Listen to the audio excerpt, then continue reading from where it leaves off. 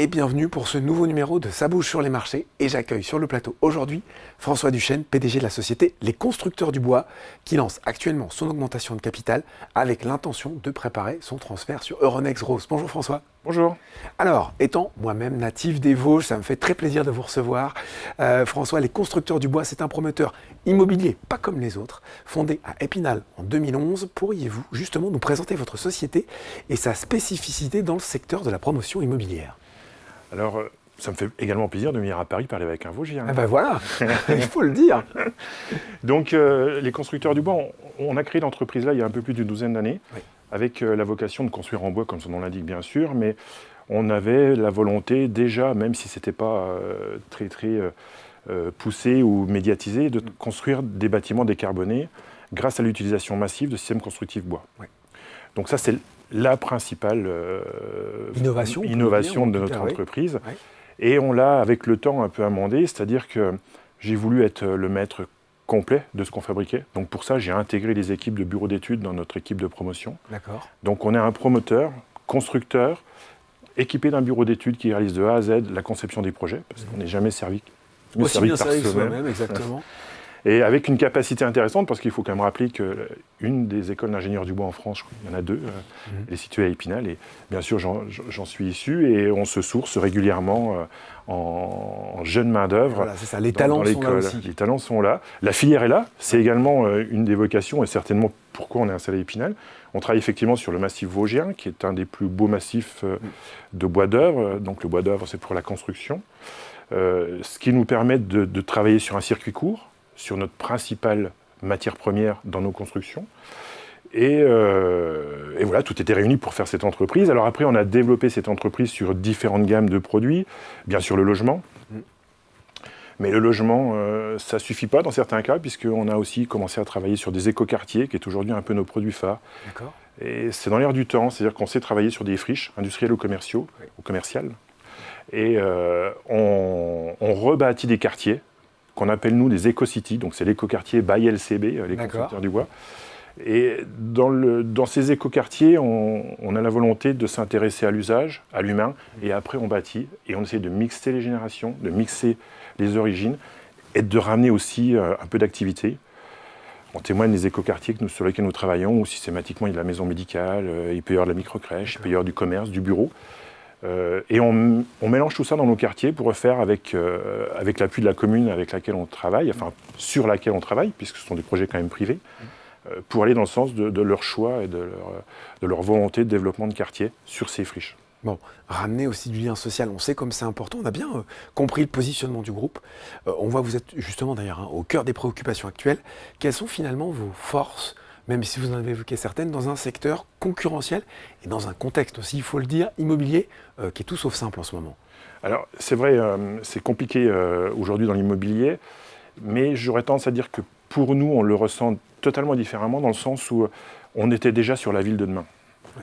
Et c'était plus compliqué de travailler avant qu'aujourd'hui, à la limite, pour nous, parce qu'aujourd'hui, les produits qu'on sort, ils sont très demandés, ils correspondent vraiment à cette ville du futur, oui, avec la notion de décarboner. Il faut rappeler que le bâtiment, c'est quand même 30% des émissions de carbone en France. Et quand nous, on bâtit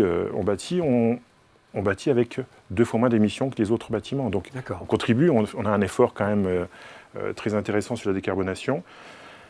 Donc, premier avantage, malgré cette morosité, on est en avance sur le bâtiment. Donc, ce qui fait que quand on a des projets, ils se vendent quand même. Et on a quand même remarqué un resserrement de l'acheteur individuel, mais ça, c'est pour tout le monde. Par contre, on avait des partenariats, on avait toujours travaillé avec l'univers pro, ça représente à peu près 30% de notre chiffre d'affaires. On vient d'inaugurer un lycée, on va faire le siège social d'un groupe. Et on travaille essentiellement en ce moment en vente en bloc sur des donneurs d'ordre nationaux qui sont contents d'acheter nos produits parce que ça correspond aussi à leur cahier des charges. Ils ont également une obligation de décarboner leur parc immobilier. Oui. Il faut reconnaître, on est peu nombreux à avoir cette offre sur le marché, à avoir cette capacité. Je vous disais, ça fait 12 ans qu'on fait ça. Oui. On a des références, on le démontre, et puis on a intégré tout ça chez nous avec une équipe pluridisciplinaire qui va de la prise de projet jusqu'à la livraison. Jusqu'à la réalisation. Bon, on est sur Boursorama, forcément il faut qu'on parle un petit peu des chiffres. Aujourd'hui, quels sont les grands chiffres d'activité des constructeurs du bois? Alors, on continue notre ascension, donc on a effectivement fait coter l'entreprise en 2020 parce qu'on avait cette prévision déjà de développement, on avait la volonté de s'afficher, de se faire connaître. Et le biais financier, le biais de la bourse, c'était pour nous un choix assez intéressant.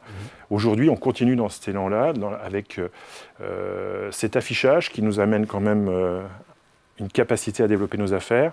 On est passé de 8 millions d'euros pour l'introduction en bourse. Cette année, on va clôturer quasiment à entre 15 et 16 millions d'euros. Ça, c'est en chiffre d'affaires. En chiffre d'affaires.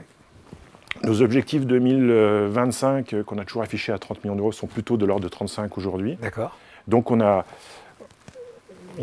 cette force et cette volonté d'aller sur la bourse toujours pour s'afficher, pour continuer et puis pour nous aider à construire nos bases financières parce que c'est aussi un peu le sujet. Et voilà, cette volonté d'aller sur la bourse pour continuer à croître. On en vient justement à cette augmentation de capital. Aujourd'hui, on l'a dit, vous êtes coté sur Euronext Access et vous voulez donc réaliser cette augmentation de capital avec l'intention de vous transférer à terme sur Euronext Growth. J'imagine, vous allez me dire évidemment, qu'il y a un double objectif d'accélérer le développement du groupe et aussi justement de lui donner peut-être plus de visibilité. Oui, tout à fait, parce qu'en fait, nos ambitions aujourd'hui dépassent la région, le département qu'on a évoqué. On travaille sur tout le quart nord-est et puis on commence à travailler sur la région parisienne. On a aussi quelques développements en cours sur Lyon, sur la région PACA. Donc on a une réelle volonté dans les années à venir d'avoir un développement national et de travailler sur ce qu'on sait bien faire, c'est-à-dire notre écoquartier, l'EcoCity by LCB, avec notre rôle de promoteur aménageur.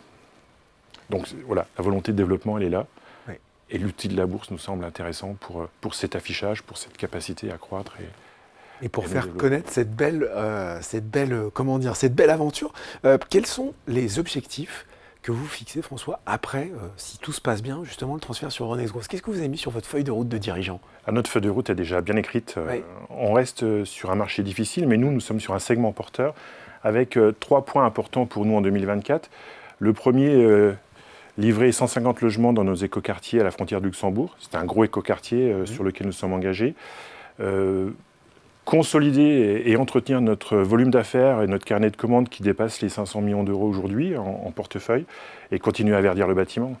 Ça, c'est notre feuille de route 2024. Donc vous voyez qu'on reste très confiant quand même sur nos objectifs et nos capacités à faire. Ben voilà, un promoteur immobilier confiant, ça existe et ça s'appelle les constructeurs du bois. Merci beaucoup François Duchesne pour ces explications. Merci. Ça bouge sur les marchés, c'est fini pour aujourd'hui, mais on se retrouve très bientôt pour un nouveau numéro.